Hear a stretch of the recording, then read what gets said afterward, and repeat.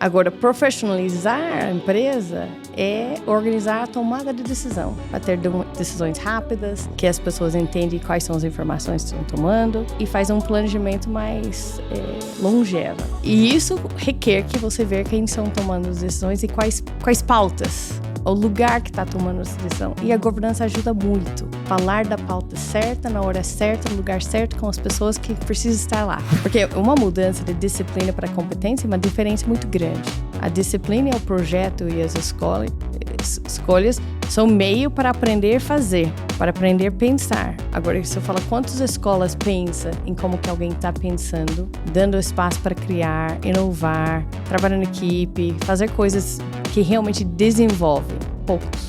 Então, como chegar no treinamento ou de desenvolvimento, nem na escola, nem na empresa, que não é baseado em cargo e não é baseado em disciplina, mas ela é baseada em pensamento, atitude e competências. Esse podcast é um oferecimento da BMW, líder em mobilidade premium. Esse é o podcast Lugar de Potência. Lições de carreira e liderança com o maior headhunter do Brasil. Afinal, tem 1,94 m. Vambora? Hoje eu tenho o prazer de receber uma líder referência na área de educação em empresas familiares. Ela vem transformando a forma como a gente pensa, aprendizagem e preparação para o futuro. Ela é americana, nascida na Califórnia, no coração do Vale do Silício. Ela é formada em Economia Empresarial pela Universidade da Califórnia em Santa Bárbara, com MBA pelo IESE de Barcelona. Sua carreira inclui passagens por Apple e HP nos Estados Unidos, e em 96 ela chegou no Brasil, tornando-se peça fundamental do Grupo Luarte. Na educação, ela encontrou sua paixão. Em 2008, ela fundou a 4C Bilingual Academy, uma escola referência em educação bilíngue, e também criou a Scaffold Education e a 4C Learning, expandindo sua visão educacional. Ela é idealizadora do Instituto Lidera Jovem, membro do Conselho de Administração do Grupo Luarte, Chairwoman da FBN, o The Family Business Networking. Agora, o que o seu currículo não conta é sua incansável busca por inovação e sua crença profunda no poder transformador da educação, integrando tecnologia, criatividade e pensamento crítico no processo educativo. Sarah Hills, é uma honra ter você aqui no Lugar de Potência. Seja muito bem-vinda. É um prazer estar aqui com você, é muito bom. Às vezes eu estou achando que estou muito velha com esse currículo aí. Muita experiência. E Sarah, vamos começar do início, como eu sempre gosto. Conta pra gente que ambiente que você nasceu, o que seus pais faziam, onde a cegonha te entregou. Ajuda a gente a entender aí as origens e primeiras influências. Que é interessante esse negócio de cegonha, que meu pai falava para mim, olha, você nasceu com sorte, porque você é minha filha, você nasceu livre num país que tem possibilidade. Ele falava desde pequena, assim. Então, ele já fazia essa fala. Mas eu nasci na Califórnia, na verdade no sul, mas logo fomos para o Vale do Silício. Meu pai, a família do meu pai era de fazendeiros, não? E meu pai sabia que não queria isso. E aí, meu pai, ele era muito autodidata, porque o pai dele falou, então, eu tenho um amigo que não tem filho de encanador e um que não tem de eletricista. Você pode ser isso se não quer trabalhar na fazenda mais. Eu, não, também não quero isso. Aí, a minha tia já estava na Califórnia. E isso lá do Midwest dos Estados Unidos, puxou ele. Meu pai entrou no almoxarifado de uma empresa e onde chegou o primeiro computador? No almoxarifado. E aí ele começou a aprender, e aí fomos. Minha mãe, educadora, mas só depois de divorciar. Então, minha família, eu comecei bastante esse mundo de transformação eclético, assim. A minha rua tinha gente de todos os países. Pequena. Eu não tinha noção de que é todo mundo igual. Nunca. Aí meus pais divorciaram, fui para Kentucky. E Kentucky, outro planeta, para Vale do Silício.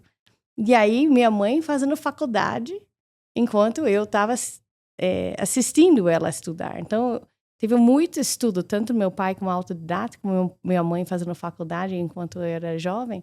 Muita coisa de que, você vai fazer faculdade, você vai aprender, você vai voar. Desde cedo. Como é que essa abordagem dos seus pais foi em relação à sua educação. Eles tinham alguma filosofia específica que te marcou? Meu pai era muito que você vai para a faculdade e coisa dos Estados Unidos, não? Com 18 anos, trancamos a porta. Assim, vai e não volta. Você vai e não volta, não? Você volta para comer, mas assim, você tem que voar. Aí meu pai falou, você pode escolher 3 faculdades, assim, contabilidade, ciência de computação e engenharia. O resto você vai morrer de fome. Era isso. Eu falei, pai, não quero. Comecei com engenharia, realmente não gostei. Mudei para contabilidade, depois virou economia com relações internacionais, porque foi indo. E que os Estados Unidos permite isso, que você vai se criando o seu currículo, não? E no Vale do Silício, como é que essa atmosfera de inovação tecnológica talvez influenciou sua infância e até mesmo visão de futuro? Até você sair de lá, você não percebe quanto. Mas quando você está lá, a conversa, assim, era normal conversar sobre novas tecnologias na minha casa.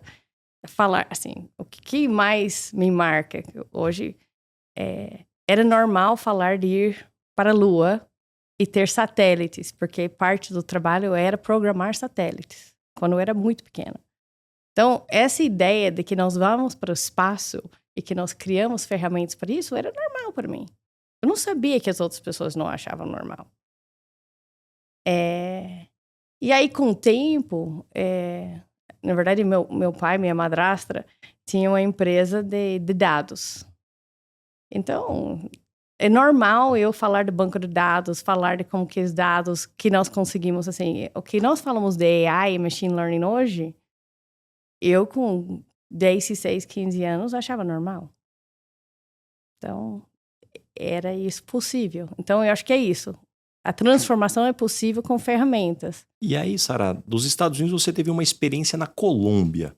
Como surgiu e quais foram os principais aprendizados desse período? Quando eu estava na faculdade, eu trabalhava numa empresa que se chama ISEC, que é de estudantes que fazemos intercâmbio. Então, eu sabia que eu era presidente lá em Santa Bárbara e que eu ia para fora. E, na época, eu tinha muita experiência já, porque eu tinha trabalhado na HP já na faculdade. Então, eu já estava fazendo análise de tecnologia para custos, para mudar processos e treinar gente, já com 19 anos. E o emprego da Colômbia era basicamente fazer isso para um banco. Então, é aí que eu fui. Mas, na época, tinha a opção Polônia, o muro do Berlim tinha caído, e eu ia trabalhar com Pepsi na Polônia, ou fazendo essa parte de mudança tecnológica em Colômbia. Aí eu fui. E foram quantos anos? 2 anos. 2 anos na Colômbia. E Brasil, como que surge nessa história? Como é que entrou na sua vida? O que te atraiu para cá? Um bonito, né? Aí eu fui para fazer um MBA na Espanha. E quando eu estava na Espanha, no primeiro dia da aula de espanhol, um bonitinho virou para dar um papel para mim. Eu gostei dos olhos e aí eu fugi dele. Não queria nada. Falei, olha, eu tenho que estudar. Você vai dar trabalho. Não desvia minha atenção. Não desvia minha atenção, mas ele foi muito persistente. E aí, decidimos casar. É uma história um pouco mais romântica, mais longa, mas decidimos casar e aí eu fiquei aqui. E como é que foi o processo de aprendizado de português, né? Quais os maiores desafios e talvez situações engraçadas que você viveu aí com esse processo? Eu já falava espanhol fluentemente, então eu troquei espanhol para português. Então, às vezes eu não sabia se estava falando espanhol ou português. Agora, eu estava contando antes um pouco de... Eu aprendi no dia a dia o português, não? Então, eu tinha um dicionário e falava com as pessoas na fábrica, porque eu vim e comecei a trabalhar na fábrica. Formação de engenheira, vai para a fábrica. Isso. Não somente formação de processos. De processos. Exatamente, de processo, de mudança, de custos, etc. Então, estava lá na fábrica e aprendi com a fala da fábrica. Então, um dos problemas era que eu só aprendi a linguagem de fábrica. Até um dia, eles falaram para mim, você não pode falar isso fora daqui. Eu falei, mas por quê? É muito feio. Eu falei, por quê? Porque não tinha outras mulheres na fábrica. Era só homens em geral. E aí eu achava que eles falavam coisas e eu aprendi que eu não poderia falar tudo. Então... E dentro dessa dinâmica, quais foram os maiores desafios culturais que você enfrentou para se adaptar no estilo de trabalho e comunicação do brasileiro? Olha, eu acho que ainda estou adaptando, né? Tem coisas que eu nem... Tem uma fala na educação, você não sabe o que você não sabe, né? No começo, eu acho que uma coisa... Eu era diretor de planejamento estratégico. Então, eu conversava com as pessoas sobre mudanças e eu conversava um por um. Um contador, financeiro. Aí, íamos para uma reunião. E falaram, então, vamos para a reunião toda e vamos colocar. E aquilo que foi combinado que ia ser falado, a pessoa falava meio entre as linhas, e a outra pessoa parecia que estava entendendo. Eu falei, nossa, o brasileiro é um gênio de comunicação. Nada direto, tudo entre as linhas e todo mundo parece que entende. Aí eu comecei a perguntar. Mas por que você não falou tal coisa? Não, eu acho que eles não iam gostar. Eu falei, tudo bem, mas o que você acha que eles entenderam? Não sei. Mas não é importante saber que a outra tá...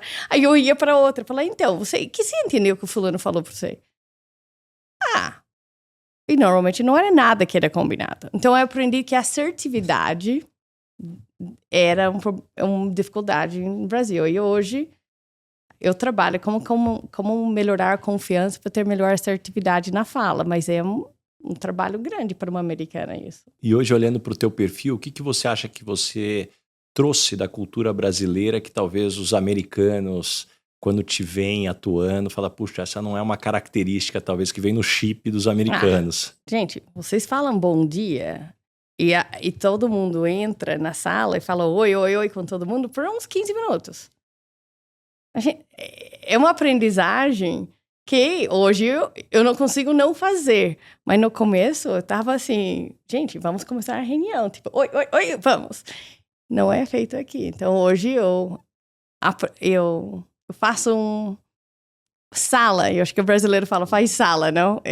Consigo fazer melhor que antes, não? E quando você chegou para trabalhar no Brasil, no Grupo Luarte, você fez uma transição do ambiente americano para o ambiente brasileiro, mas entrando numa empresa familiar com os fundadores atuando no interior de São Paulo. Me conta um pouco mais dessa adaptação. Eu não sei quem adaptou mais, eu ou eles, nós. Porque eu acho que qualquer transição, todo mundo tem que se adaptar. Não tem como uma pessoa só adaptar. Agora, cheguei, meu marido, como segunda geração entrando... E eles falaram para mim que a ideia era ajudar a família. Então, tipo, eu cheguei aqui porque meu marido falou, olha, vamos casar, mas eu prometi minha família que eu ia ajudar. Eu falei, tá bom. Então, eu entendi que ajudar é transformar.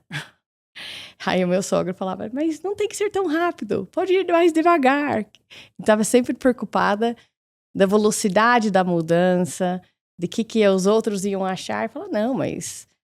Eu fiquei boa de fazer uma mantra assim. O que era do passado, eu não sabia o contexto. Lembrando que eu cheguei em 96. Então, o Plano Real era novo, a Constituição era novo, tudo era muito novo aqui, não? O Muro do Berlim tinha caído, então o mundo realmente estava se mexendo. Então, eu falei, olha, gente, não estou aqui para criticar nem de falar do passado. Estou falando de que no presente as coisas estão mudando. E aquilo que nós precisamos fazer hoje é diferente do passado. Então, essa era a minha mantra. Então, eu falava, gente, tá ótimo, não tem problema nenhum como fizemos até agora. Não estava aqui também, não posso nem criticar. Mas aqui para frente não vai dar certo. Porque o mundo está mudando, não porque nós estamos errados. O mundo está mudando. E hoje eu vejo que é a mesma fala que eu faço até hoje. O mundo está mudando, não que não estamos errados. Nós temos que ver. E aí, Sara, uma das belezas que eu vejo dessa construção, a Luarte eu vejo como uma das principais referências em governança, olhando para empresas familiares.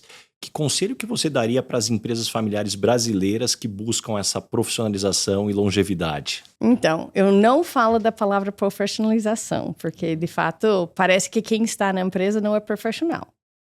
Então, eu entendo que todo mundo que está trabalhando, familiar ou não familiar, é um profissional.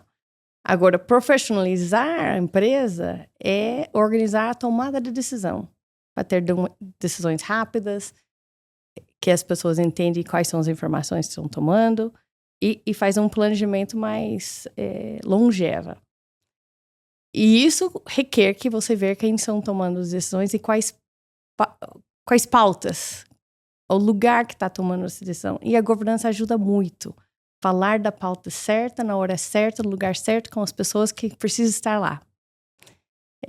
Vamos falar que eu brigava, tudo bem, eu era a única mulher que não era a copeira e a recepcionista antigamente, não, mas eu entrava numa reunião e saía todo mundo para café. E os homens iam para o banheiro.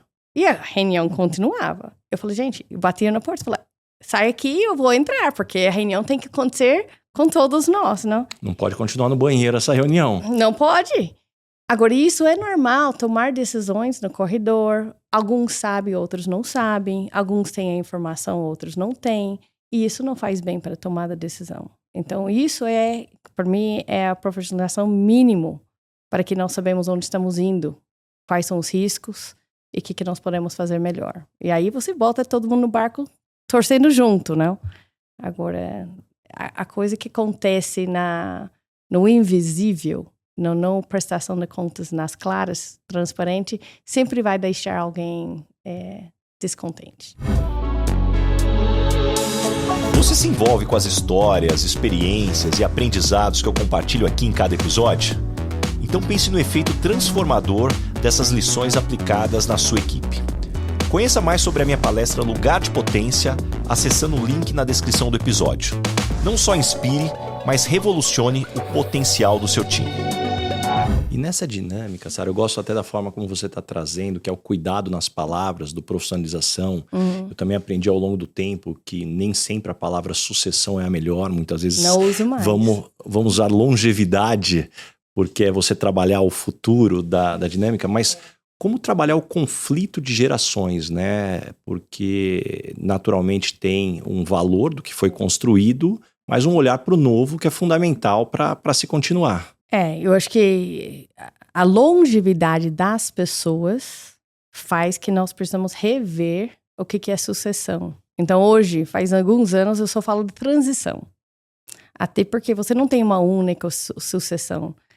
Não é uma pessoa para outra pessoa. Você tem transição na família, você tem transição na propriedade, você tem transição na empresa. E são pessoas diferentes. Então, quando começa uma empresa, vamos falar que eu sou empreendedora. Muita coisa e eu decido tudo. Em vários lugares. Mas na vida que a transição sai de mim para outras pessoas, amplia isso. E aí a forma que você toma decisões é diferente. Não é a mesma coisa centralizada. Você tem que mudar a maneira. Então, hoje eu falo de transição e gerações, que muito bem que você falou. Quando vamos deixar a licença para operar para o jovem? Nós temos que fazer isso não quando o mais velho está pronto para sair, mas quando o mais jovem está em sua potência. Então, se você deixa... Eu entrei com 27, 28 anos, na parte de segunda geração entrando. Plena vontade, muita energia, provavelmente bastante coisa ignorante, de não saber, ignorante, de ingênua, mas que faz você muito mais arrojado. Se não entra nessa hora e leva as batidas, talvez você não entre depois. Não com o mesmo jeito. Então, hoje eu falo, olha, quando você abre espaço para outro e quando o outro está pronto para crescer, não que está pronto. Então, hoje você falando, alguém de 50 deveria estar vendo outros papéis, que não quer dizer que vai sair de tudo. Vai ter outras alçadas, vai ter outros papéis, mas vai deixar espaço para o outro crescer. E aí é um pouco mais complexo, não é tão cartesiano, um por um, então, mas é o necessário, né? Isso me lembrou a história de um grande empreendedor aqui no Brasil, de uma das maiores empresas, que eu me lembro de estar com ele numa reunião, ele já claramente próximo dos 80 anos de idade, e chegaram alguns cheques na época para ele assinar alguns documentos. E na época, o filho dele trabalhava na empresa já há muito tempo. O filho dele tinha pouco mais de 60 anos de idade. E na época eu perguntei, puxa, por que você ainda lida diretamente com isso? E seu filho, qual é a dinâmica? Ele é ainda um garoto, né? Ele tá aprendendo, mas um dia ele vai estar pronto para sentar nessa cadeira. O pai com 80, ele com 60. O que é a sucessão? Eu adorei você falando aqui sobre encontrar o momento realmente da alta potência para poder entregar tudo que pode. E ninguém nunca vai ser pronto, porque ninguém nunca é igual do outro. Então, se eu analiso as pessoas em volta de mim e falar, eu só vou sair da frente e deixar espaço, que é isso. Tem que sair da frente para deixar espaço. Quando alguém consegue fazer igual a mim, aí a pergunta é, o mundo é igual do que você fez? Não. Talvez as pessoas venham com novas competências que são melhores até. Ah, vai ter todos? Não. Aí a pergunta é, como que complementa isso? Porque se só vai falar que não está pronto, o que complementa? Então, eu acho que não é somente para sucessão, para transições que fala isso, mas é em todo lugar. Isso me lembra, inclusive, quando na imersão que eu tenho com o Bernardinho Convabo, muitas vezes a gente escuta uma máxima antiga e muito errada que as pessoas tendem a acreditar que eu vou ser o líder que eu gostaria de ter tido. Esse é o maior erro. Você deveria ser o líder que você gostaria de ter tido se você contratar alguém 100% igual a você. Como você não vai contratar, você precisa ser o líder que a pessoa precisa, não o que você gostaria de ter tido. Você não é referência para todo o resto dos outros seres humanos, né? Acho que essa é a grande dinâmica. Acho que é isso. Falar para um líder, que é alguém que tem essa vontade de ser líder, mas não é a maioria. A maioria não é isso. Então, realmente, como ser líder da outras pessoas, outros tipos de pessoas, é complexo. E Sara, já que a gente está falando de transição, em que momento você percebeu que queria fazer uma transição desse mundo corporativo para a educação? Então, no Grupo Luarte, eu tive oportunidades e muita generosidade de ter muitos problemas. E muitos problemas que me fez crescer. Mas me fez crescer não sozinho, que eu precisava que outras pessoas estavam crescendo também. Então, a mudança da transformação, vamos lá, usar tecnologia diferente, mudar o que ia ser feito, precisava treinar as pessoas, desenvolver as pessoas. Depois de fazer isso para vários anos e ter sucesso nisso, falou, nossa, é possível desenvolver adulto, mas eu quero começar mais cedo. Porque aquilo que está acontecendo na educação, aquilo que está priorizada na educação, não é que nós precisamos no dia a dia de conseguir que a pessoa saque a sua potência, não? Então, não é essa jornada que vai favorecer o mundo. Então, eu quero fazer uma escola piloto baseada nas habilidades do século XXI. Inglês é um detalhe. É baseado no século XXI e que, de fato, eu vou trabalhar as habilidades que precisamos para o futuro e não do passado. E isso foi a primeira... Aí eu falei para o meu marido, olha, dá para esperar um pouco, mas eu acho que eu vou fazer isso. Se não temos filhos, tenho certeza que eu vou fazer. Se ficamos no Brasil, mais certeza ainda. Então, fiquei grávida, compramos terreno. Foi assim. Mas eu tinha na cabeça muitos anos antes de começar. E você de quando você começou a acompanhar esse setor, quais as principais mudanças na educação que você vem observando, né, de quando você começou para os dias de hoje, as principais transformações e evoluções que nos fizeram chegar até aqui? Olha, eu gostaria de achar que tinha mais transformações, tem poucos. Eu acho que é um pouco que estamos falando que faz alguém mudar o jeito que sempre fez. Hoje as pessoas falam de inglês, fala ser preparado tecnologicamente, fala de soft skills. A palavra competência não é uma coisa... Porque uma mudança de disciplina para competência é uma diferença muito grande. A disciplina é o projeto e as escolhas são meio para aprender a fazer, para aprender a pensar. Agora, isso é muito... Vamos lá, mundo Sara. Agora, se eu falo quantas escolas pensam em como que alguém está pensando, dando espaço para criar, inovar, trabalhar em equipe, fazer coisas que realmente desenvolvem. Poucos. Muito menos que deveria. Agora, eu fico feliz que tem gente falando disso. 16 anos atrás, não estava falando disso. Muito pouco. Mas se a gente olha para o sistema educacional tradicional brasileiro, considerando essa tua experiência, como que a gente pode preparar os jovens brasileiros para competir globalmente? Eu acho que a primeira... eles precisam competir no Brasil para aquilo que o Brasil precisa que eles... E nós precisamos do melhores pessoas possíveis, não? E aí a pergunta... A pessoa nasce com habilidades e competências. E criatividade, curiosidade, etc. Aí nós colocamos numa escola que faz adestramento do pensamento. E fala, agora você tem que importar com isso, você tem que regurgitar isso, você tem que cuidar dessa prova. Eu dou muito mais preocupação de que resposta estão dando do que pergunta está fazendo. E o mundo que pergunta que fazemos. Agora, eu tenho certeza que todos os brasileiros, a criatividade normal brasileira é alto, não? A dinamismo brasileiro é alto. A habilidade de pensar em soluções é alto. Mas não é isso que fazemos na escola. Então, dá para competir. Agora, inglês é importante? É importante. É isso, é como eu penso. E aí é uma questão também de diversidade. Dá para pensar globalmente, se não entendo o outro. Você falar, não, o jeito que eu faço, certo. E o jeito diferente que eu faço, é errado. Aí, dificilmente que eu vou trabalhar globalmente. Tem que realmente... Eu vou dar uma palestra, um painel sobre isso na quinta. Essa cabeça de resolver coisas globalmente com outros, não? Mas, assim, tem solução? Não é tão difícil. Não é tão difícil. Mas tem que escolher que, de fato, a prova vestibular vale para alguns e ela é uma prova de entrada. Mas nós temos que preocupar no dia seguinte do vestibular. E nós não preocupamos no dia seguinte do vestibular.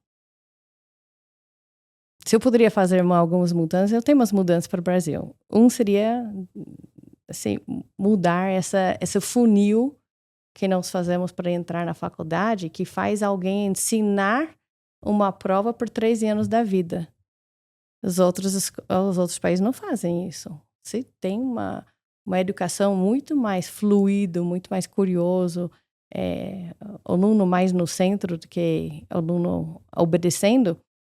E aí, no final, faz uma prova e se prepara para a prova, mas não a vida toda. Como é que você vê o papel da arte na educação, né? Como você vê a integração da arte, talvez, com as disciplinas tradicionais de ciência, tecnologia, engenharia e matemática? Assim, a linguagem é arte também. Escrever um livro, assim, essa parte criativa, ela sempre vem de você ter uma leitura do mundo e depois você criar algo inédito. Então, é super importante isso, porque tem a ver com inovação e tem a ver com leitura. E esse que nós precisamos, habilidade. Agora, a arte, de ser o melhor artista, não é para isso. Não é esse tipo de arte que eu estou falando, é realmente expressão. Então, você fala de novo de diversidade. Eu vou ver a arte que a outra pessoa fez, eu vou pensar no autor e pensar o que está tentando transmitir. É comunicação.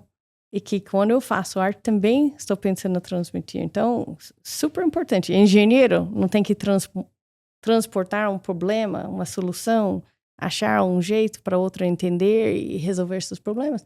Então, tem muito a ver a entender o outro e como está comunicando com o mundo. Agora, na minha escola e na minha empresa, na Scaffold Education, também trabalho bastante com essa parte de design thinking para resolver problemas. E aí, às vezes, a arte está nisso, mas... E aí, um ponto que eu não queria deixar escapar, como estimular e manter a curiosidade dos alunos à medida que cresce e enfrenta essa pressão acadêmica? Eu acho que precisamos ter espaço, e isso vale nas empresas também, espaço para as pessoas fazerem perguntas. Aí, uma coisa que em Brasil não é tão comum. Então, o pessoal fala do mindset, que é o Dweck, fala de culturas de inovação, etc. Mas uma das coisas é sentir bem fazendo a pergunta. E sentir bem não saber a resposta. E não se sentir burro por não saber a resposta. E realmente ter essa curiosidade que eu não tenho medo de mostrar que eu não sei. isso é possível na escola e nas empresas se nós damos espaço para as pessoas fazer perguntas. Aí a pergunta, estamos deixando... Onde e quando que isso acontece? Tem um estudo nos Estados Unidos que a criança só escuta a sua própria voz depois de 10 horas. Numa sala de aula. E tem alguns que nunca faz nem a pergunta, não fala nada. Ele fica 10 horas escutando os outros sem estar participando, é isso? Imagina no Brasil. Dá para você não participar? A sua mente não está participando, não tem pergunta. Não tem espaço. E assim, aí é coisa apostilada, quer dizer que as pessoas falam, não ainda, eu vou falar na página 25. Mas eu quero saber agora. Não, espera, sua curiosidade depois, não? Quantas vezes que um jovem querer falar, deixa essa pergunta para depois. E quando a gente fala da pergunta, de absorver o conhecimento, automaticamente a gente linka, e você fala muito, Sara, sobre a importância do pensamento crítico. Como que a gente desenvolve essa habilidade nas crianças desde cedo? Assim, na escola e em casa, o que você deve é diálogos. Então, como estamos falando, permitir diálogo é número 1. E permitir que tem diversos pensamentos. E que não uma única maneira. Então, como que você consegue abrir para a pluralidade de alternativas? Então, em geral, se nós pensamos tudo que nós estamos conversando, que falar, que outra alternativa que temos? Vamos fazer estou falando de criança pequena. Falar, tem outra possibilidade? Qual o problema disso? Tem um problema com isso ou não tem problema? Não tem problema não, mas é mais difícil? Qual o desafio? Esse tipo de conversa faz a pessoa pensar em soluções, em alternativas, em outras maneiras. E aí, claro que você vai falar de tipo fake news, esse tipo de coisa. Fala que parte disso você tem evidências. Quem foi a fonte? Quais evidências que você realmente consegue validar? De onde está vindo? Será que tem outras evidências que são oposto disso? Será que tem outras pessoas que pensam diferente que isso? E isso vale na empresa também, as mesmas perguntas. Tipo, será que todo consumidor pensa assim? Será que todo mundo... Então, nós estamos muito treinados na empresa e nas escolas para decidir rápido. Para tentar tirar todos os variáveis complexos e falar, vamos fazer uma matriz de 2 mais 2? Quais são os variáveis mais fáceis para decidir? Cartesiano, assim, é rápido. O rápido é melhor?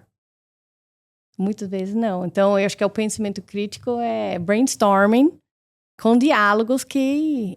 Eu tenho um livro dessa grossura, de rotinas de pensamento, para ajudar a pessoa a esticar os pensamentos. E, Sara, tô adorando aqui esse ponto que você acabou batendo aqui sobre tomada de decisão, seja na vida pessoal ou profissional. Abre um pouco mais do teu framework aí, sejam perguntas, como que você lida aí com as decisões importantes que você tem que tomar? Tem uma fala, você não tem que nada, para começar, é uma escolha. Então, acho que voltar... Tirar a pressão. Tirar a pressão e tirar a leitura de que muitas vezes o que é certo para um não é certo para o outro, não? Então, essa é a primeira... Eu sempre falo, gente, tem uma sugestão, mas não tem que nada, não tem que nada. Eu tenho uma matriz na minha parede do trabalho, tanto na escola como no scaffold, que fala quanto que você está fazendo para status quo e quanto você está fazendo uma escolha para beneficiar uma mudança. E onde você está? Se você está beneficiando ou você está prejudicando? Ou se está indo para o status quo ou você está indo para a transformação? Então, quando as pessoas chegam para mim, por exemplo, falar, tem um problema e tal, eu só ponto e falo, onde você está nessa matriz? É uma matriz 2 mais 2, mas funciona muito bem. Estou negligenciando. Não, estou discutindo. Não, na verdade, realmente estou desistindo. Então, é um jeito de falar onde que eu estou com o problema. E aí, que é o sentimento que eu tenho com esse problema, que me incomoda com esse problema, não? Porque, em geral, eu falo pra gente, eu falo pra todo mundo, se não tem problema, não tem trabalho a fazer. O problema é que faz nós crescer, que faz aprender, que faz abrir outras coisas, mas assim, esse é o nosso trabalho, é o problema, não? É como falar tem um psicólogo que trabalha comigo, ele fala, É como um médico de emergência que fala que ele não quer ver alguém com o osso quebrado. Ele tem que falar, eu sou a pessoa para isso, vamos! Então, nosso negócio é lidar com diferenças e problemas, não? E aí, falando em lidar com diferentes problemas, como é que você aborda a resolução de conflitos ou divergências de opinião com o teu time? Você tem que escutar, não? Tem que. Nesse caso, tem que. Tem que escutar. E isso talvez é o mais difícil que eu tenho no Brasil. É que, de fato, conseguir que as pessoas tenham a confiança de falar. E ter Hoje eu tenho mais certeza de que as pessoas não estão falando o que eles pensam. Então, se eu tenho essa certeza, o que tem que fazer para que, de fato, as pessoas consigam falar mais as suas dúvidas, não? E isso, eu acho que eu mais fico pensando. Como que eu consigo que a pessoa realmente aparece? E como é que você enxerga o uso dessas ferramentas de inteligência artificial pelos alunos? O ChatGPT, o Claude, você é contra, a favor? Como que a gente equilibra da forma correta? Eu acho que nós temos que ser mais curiosos.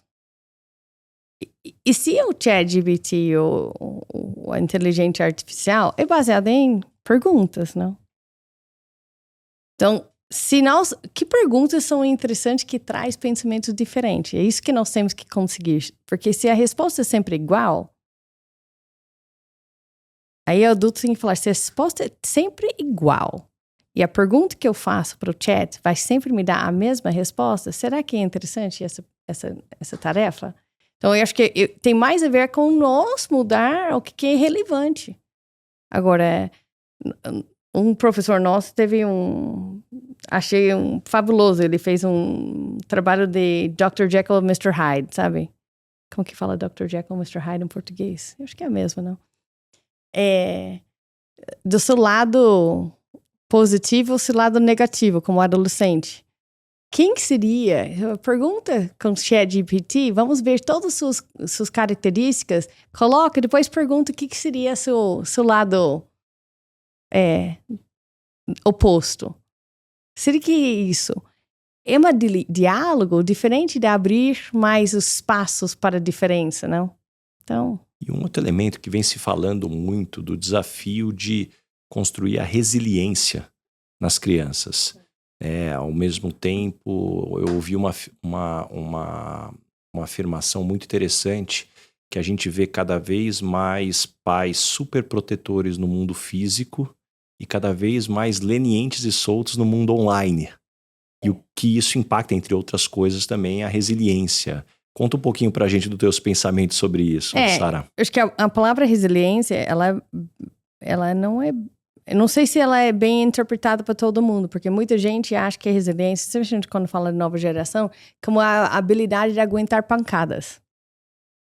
E aí, nós temos que pensar como a geração anterior, que as pessoas contam essa história. Nossa, mas na minha idade, eu ficava X tempo no ônibus, depois fiz isso.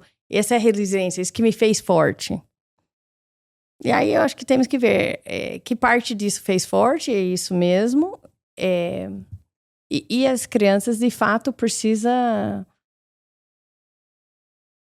trabalhar num jeito que eles entendem que se eles erram ou se eles fracassam, que não é o fim do mundo. É só uma maneira de aprender para superar. Então, quando eu falo muito de resiliência com crianças, eu falo, mas eles têm capacidade de superar problemas? E aí que chega no superproteção. Porque se eu nunca tenho problemas, não vou superar nenhum. Se o meu pai... Você sabe desse negócio, tem pai que é helicóptero e pai cortador de grama? Conta pra gente. Então, pai helicóptero, o pai que fica tão perto, está sempre sabendo dos amigos, o que está acontecendo, está sempre em cima. Qualquer problema, desce e decide e dá a resposta. Mas a resposta do pai não é a resposta da criança. É outros sociais. Aí o pai cortador de grama é o pai que vai na frente e corta grama para que nunca tem nada para tropeçar, que tá sempre um tapete vermelho, um tapete pronto. Então já vai na frente porque nunca tem nem dúvida do problema, porque já resolveu tudo na frente. Isso é tirar, ao meu ver, uma coisa é a autoestima da criança. Porque a criança começa a ver isso, meu pai não acredita que eu sou capaz. O pai não acha que eu tenho confiança. Então, se o meu pai, que é a pessoa que mais me ama, não confia em mim, eu devo ter algum problema. Então, eu estou falando uma coisa muito superficial, mas eu tenho um parquinho que realmente é maluco. Porque eu era uma criança arteira. Então, eu fiz um parquinho para mim. Daquela idade, de fazer arte. O pai ver isso e falou, mas o que você vai fazer? Meu filho é pequeno e vai cair. Eu falei, não, nós vamos ensinar a usar o juízo, vai com cautela, vamos primeiro um pouco juntos, nós vamos lembrar e você vai ver, logo tá pulando em tudo. O pai tem que ver se de fato está tirando todos os erros e não permitindo os erros, não. Isso me trouxe uma baita de uma reflexão quando o Felipe mudou de escola. Antes era um berçário muito pequenininho, então era um ambiente muito controlado. Ele foi para uma escola maior e ali brinquedos maiores, casa na árvore, terra. E aí chegou um determinado momento ali durante a primeira semana, mas eu acho que foi pouco mais de um mês. Ele ia para a enfermaria quase todos os dias. Ou tinha ralado o joelho, ou tinha batido alguma coisa. Eu até brincava com a Fernanda, minha esposa, que você conhece bem. Eu falava assim, olha, a gente paga uma escola bacana para ele aproveitar, mas eu não queria que ele aproveitasse a enfermaria, eu queria que ele aproveitasse as outras coisas. E aí eu fui conversar com a escola, eu falei, puxa, será que eles não estão olhando? Né? Poxa, ele está se machucando. E eu recebi uma resposta como essa que me fez refletir. Ele precisa conhecer os limites. Ele precisa entender como lidar com as situações para que ele não se machuque. Não é a gente que vai ter que ficar segurando e falando não, porque uma hora ou outra ele vai querer ir e ele vai. Eu achei muito interessante você trazendo isso, me lembrou dessa situação. Eu tenho árvore na escola. A regra é, você não pode subir na árvore se não tem um adulto ao lado e o adulto está sabendo que você quer subir. Porque, para não ficar totalmente exposto. Exposto. Agora, eu vou falar, a orientação que eu recebi é não ter árvore, porque vai que alguém machuca. Não ter balanço, que vai que alguém machuca. Não ter um monte de coisa. Tomada de risco zero. Falei, gente, que graça que tem a vida. Mas não, assim, as pessoas, se fala de ralar o joelho, a primeira vez que a minha filha chegou chorando, ralou o joelho bem feia, eu abracei, eu falei, dói muito. E você vai fazer várias vezes. Se a vida é boa, você vai fazer várias vezes, porque faz parte. O que é interessante, falando em recrutamento, quando as pessoas me perguntam sobre técnicas de recrutamento, eu falo que uma que eu adoraria utilizar, mas eu não posso, senão vou ser processado, eu adoraria pedir para ver o joelho. Eu quero ver o joelho, o quanto ralou, o quanto que efetivamente aí tomou esses riscos aí, que é muito importante. Exatamente. Quantos ossos que você quebrou?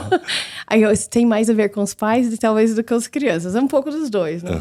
E Sara, dentro dessa dinâmica, né, falando até sobre talvez construção da felicidade, como você acha que as escolas podem contribuir nesse processo, além do papel dos pais? Eu tenho uma palestra que fala que o foco não é a felicidade.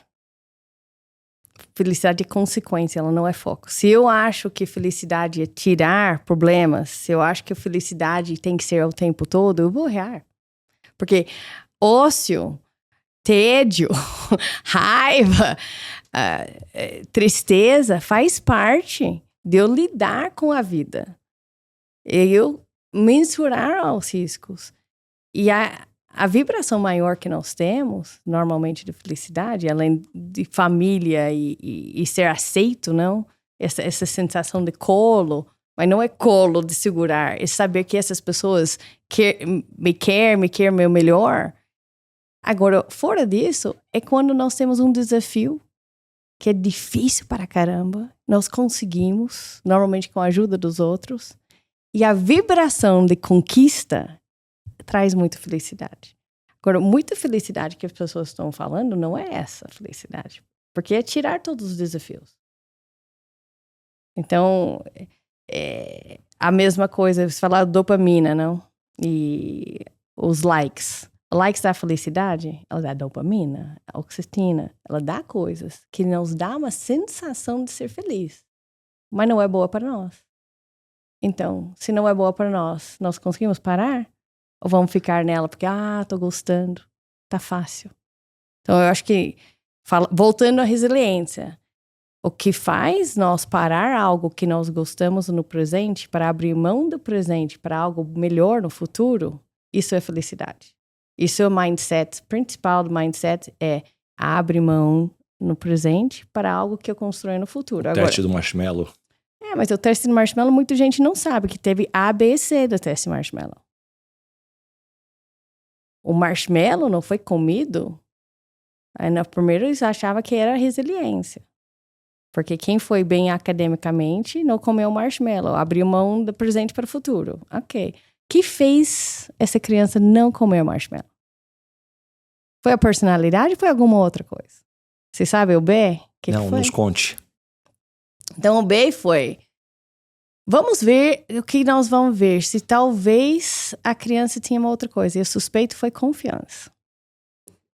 Então, eles chegaram para as crianças e falaram, eu vou dar um grupo das crianças. Eles falaram que eu vou dar o papel para você. E você quer uma caneta? Um giz? Quero. Se quer mais cores? Eu quero. Daqui a pouco eu trago mais cores para você. E um grupo eles trouxeram as cores e outro grupo não trouxeram as cores.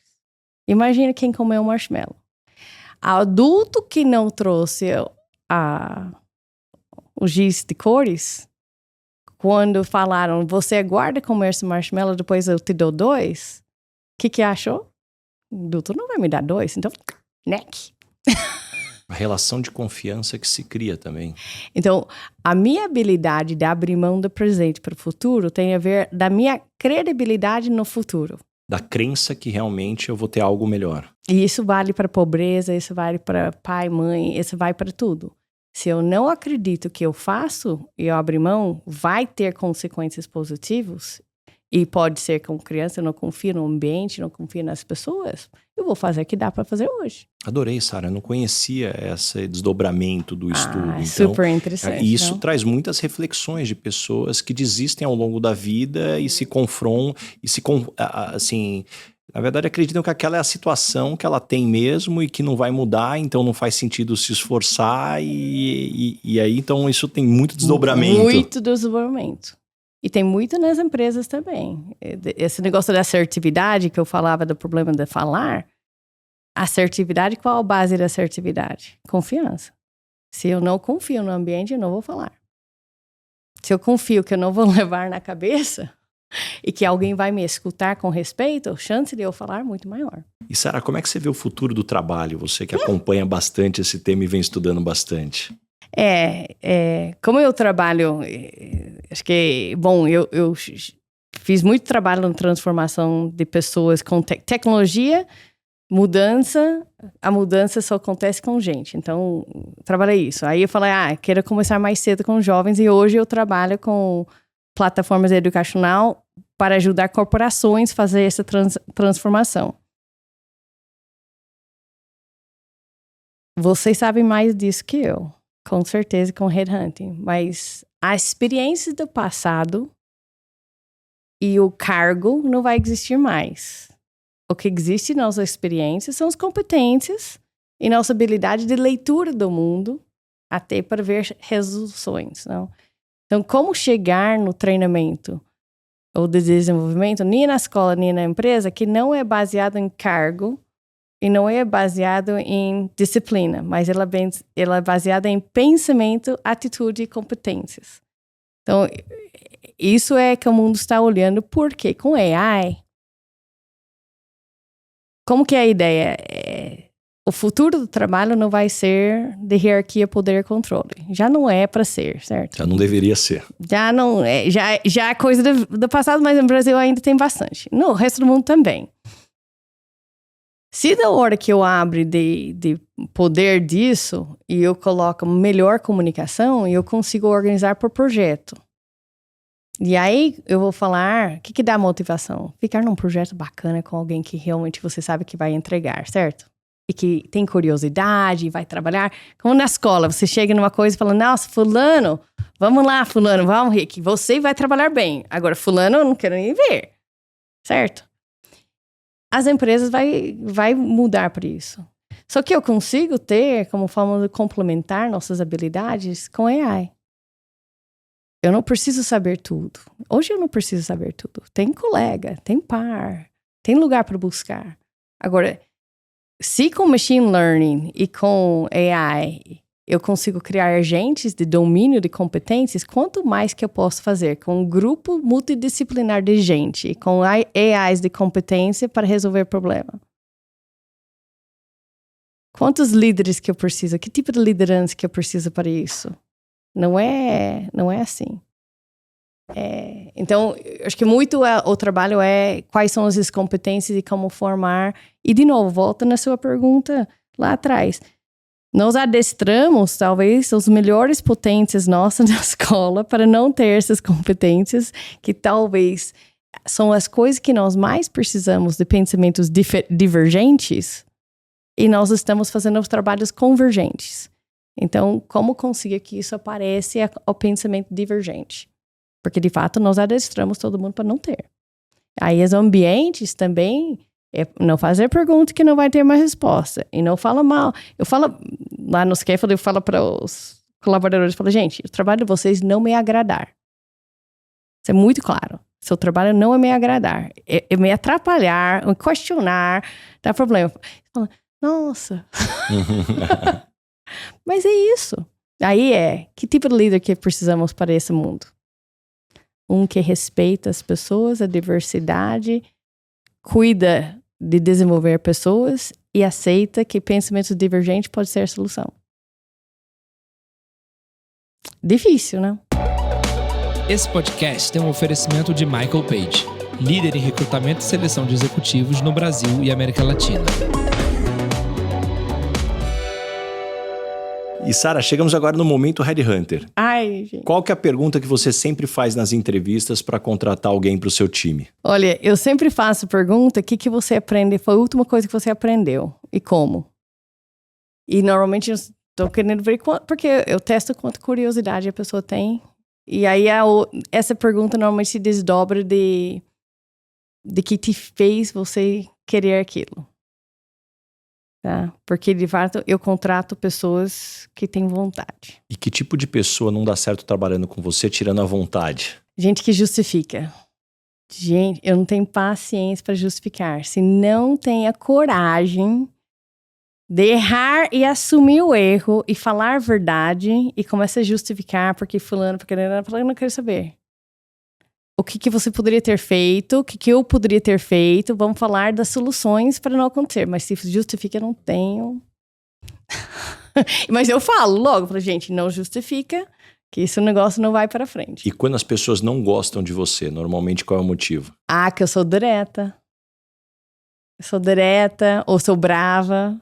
Que normalmente é isso, as pessoas acham que ser direta é brava. E o que você gostaria de perguntar para o Baza Headhunter? Olha, eu acho que a pergunta sobre o presencial, o quanto que o presencial é importante para o crescimento da carreira das pessoas. É uma ótima pergunta. Eu venho estudando muito sobre isso e eu vejo hoje claramente um braço de ferro entre opiniões. É quase tão polêmico quanto política, religião e futebol falar hoje em dia do presencial ou do online. As pessoas têm opiniões e, como talvez na política, com pouco fundamento e muita convicção.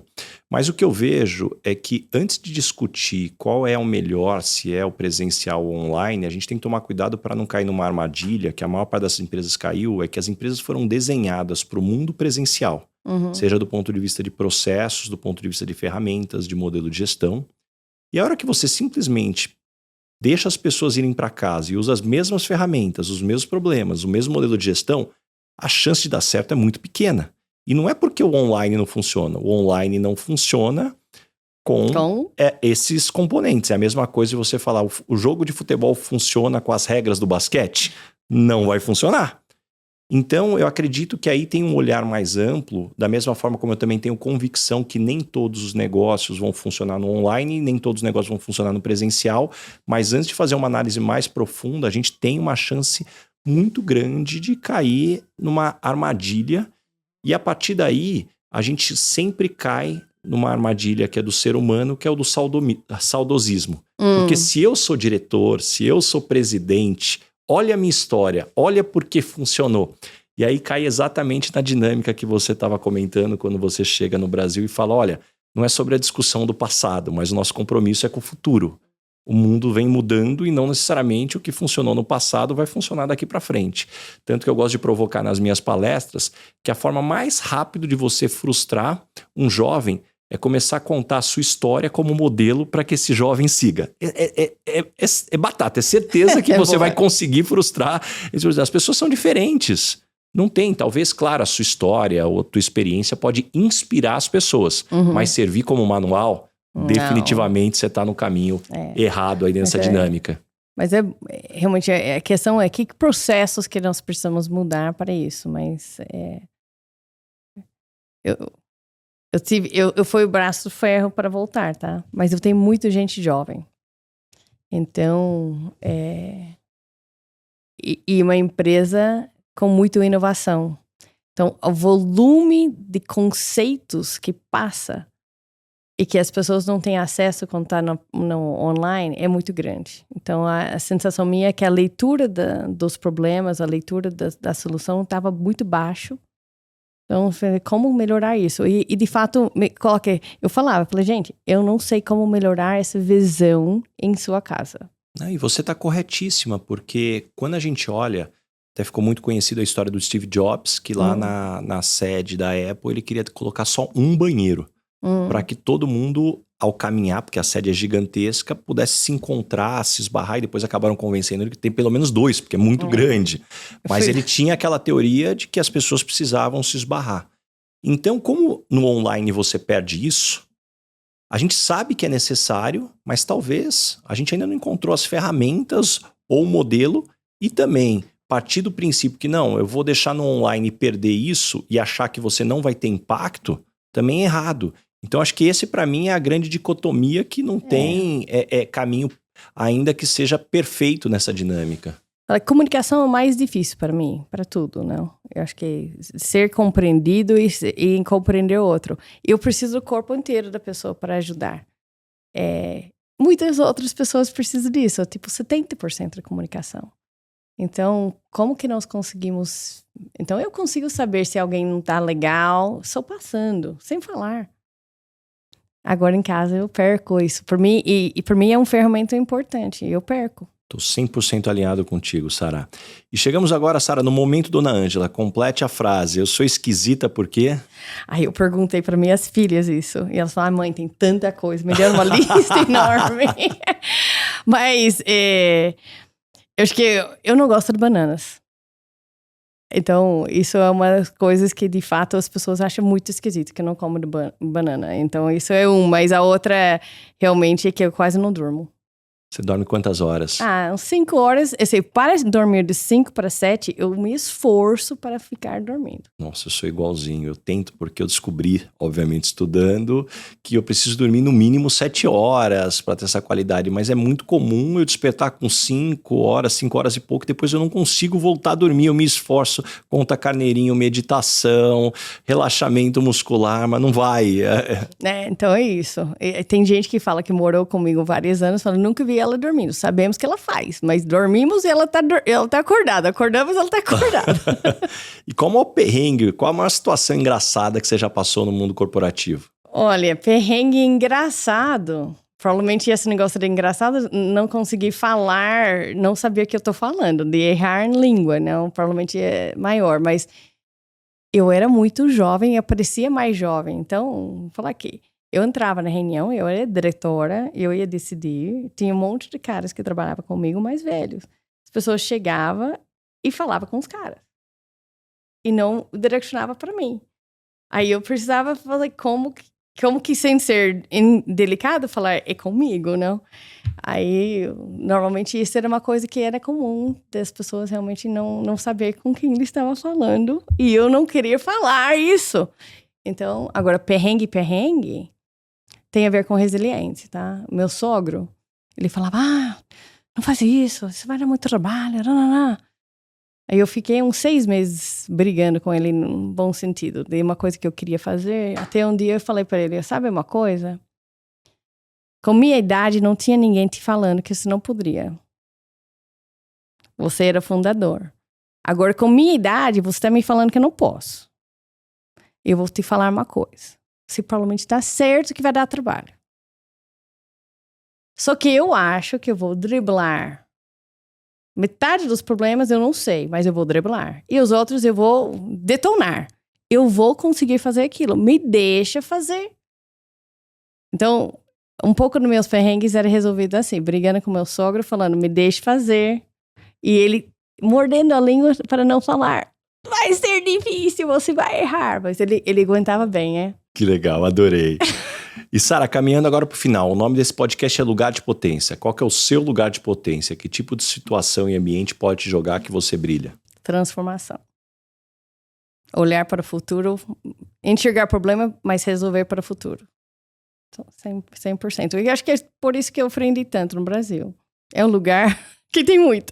E me conta uma verdade que as pessoas não costumam dizer e, na sua opinião, é fundamental para se ter sucesso. As pessoas não falam tanto de humildade e gratidão, né? Mas eu acho que não tem como ter sucesso sem os dois. E o que você aprendeu nos últimos 12 meses, seja em conhecimentos ou habilidades? Guitarra. Eu decidi entrar para aprender algo do zero, que não sabia nada, para ter esse sentimento vergonhoso do medo de errar, etc. Eu tenho um professor... Tem todas as melhores falas. Não, é assim mesmo, tenta de novo, não vai dar problema, é assim. Mas é muito bom aprender algo do zero. E deixa algumas dicas de fontes de conhecimento. Como é que você se mantém informada e se desenvolve? Eu procuro sair de silos. Então, tem uma palestra falando de quebrar seu algoritmo. Então, eu trabalho intensamente para quebrar algoritmo. Uma das maneiras, eu tenho grupos do WhatsApp que são silos diferentes, e aí eu vou lá, e que são pessoas que compartilham bastante textos e opiniões, então isso me ajuda a pensar fora da minha caixa. Eu vou em simpósios e congressos e também me permite se mergulhar em esticar o pensamento, porque para mim a maior dificuldade de pensar diferente é não ter tempo para pensar. Então, por mim, não é... Eu leio absurdamente, podcast, várias coisas, mas o tempo para pensar sobre isso é o necessário. Então, achar esses momentos. Eu adorei. Uma dica que eu recebi há um tempo atrás é que todos nós temos to-dos, mas a gente tem poucos to think. Uhum. Qual é a nossa lista do que a gente deveria, depois com mais tempo, pensar? E essa conversa da AI, não? Se a máquina faz, eu vou ficar mais máquina, mais humano. Agora, mais humano é pensar. E nós conseguimos pensar na ética, nós conseguimos pensar em possibilidades, nós conseguimos criar arquiteturas do futuro. Mas precisamos de tempo. E me indica 3 pessoas bacanas para eu convidar para esse podcast e ter uma conversa como essa. Olha, eu acho que pensando em diversidade e de pessoas diferentes e até de gerações, acho que é a Ana Menuto, a Grazi Mendes e Augusto Júnior. Que lista, hein? Muito bom. E uma pergunta que eu faço... Eles já vieram aqui? Não, preciso trazê-los aqui. Então... E uma pergunta que eu faço para todo mundo que passa por aqui, Sara. O que é felicidade para você? Olha, isso é difícil, né? Pelo jeito, mas normalmente a felicidade para mim é a plena paz, estar com as pessoas que de fato num lugar maravilhoso, com as pessoas que eu amo. Então, por mim, é montanha, trilha com minha família, provavelmente, ou esquiando. E outro lado é intensidade toda de um problema que eu quero resolver com um grupo de pessoas e que nós temos certeza que isso vai ajudar os outros. Adorei. Sara, antes de você ir embora, tem um presente aqui para você, um óculos da Longchamp, a Marchon, que é fabricante, distribuidores dos óculos aqui no Brasil, deram uma stalkeada no teu perfil aí, falaram, olha, manda esse modelo aqui que a Sara vai adorar. Tô aceitando, obrigada. E Sara, pra gente fechar aqui, como é que as pessoas te encontram? Que projetos que vem pela frente? Olha, eu acho que o LinkedIn, o Instagram, meu nome é Sara Hughes, sara.hughes.oficial, porque tem muito Sara Hughes famoso por aí, tá? Então a minha tá lá. Tem uma atleta também, se eu não me engano. Tem um de patinação e um de vôlei, super famosos. Aí, então, legal, não? Mas é um nome comum. Não é tão comum, não, para ter tanta gente assim. E eu acho que eu estou trabalhando com um livro que deve sair daqui a pouco, mas mais para dessa transformação na educação, mas para vir. Ótimo, vamos deixar aqui no radar para divulgar assim que ele for lançado. Sara, mais uma vez, muito obrigado mesmo por abrir sua agenda. Eu tenho certeza que todo mundo que nos escutou até aqui saiu com páginas e páginas de anotações, muitos insights, muitas lições. Aliás, quem está aqui nos escutando já aproveita para compartilhar esse episódio com todos os amigos que tem muito insight bacana. Muito obrigado mesmo. Obrigada a você. Nossa, o papo rendeu, Foi ótimo, adorei. Valeu, muito obrigado. Obrigada.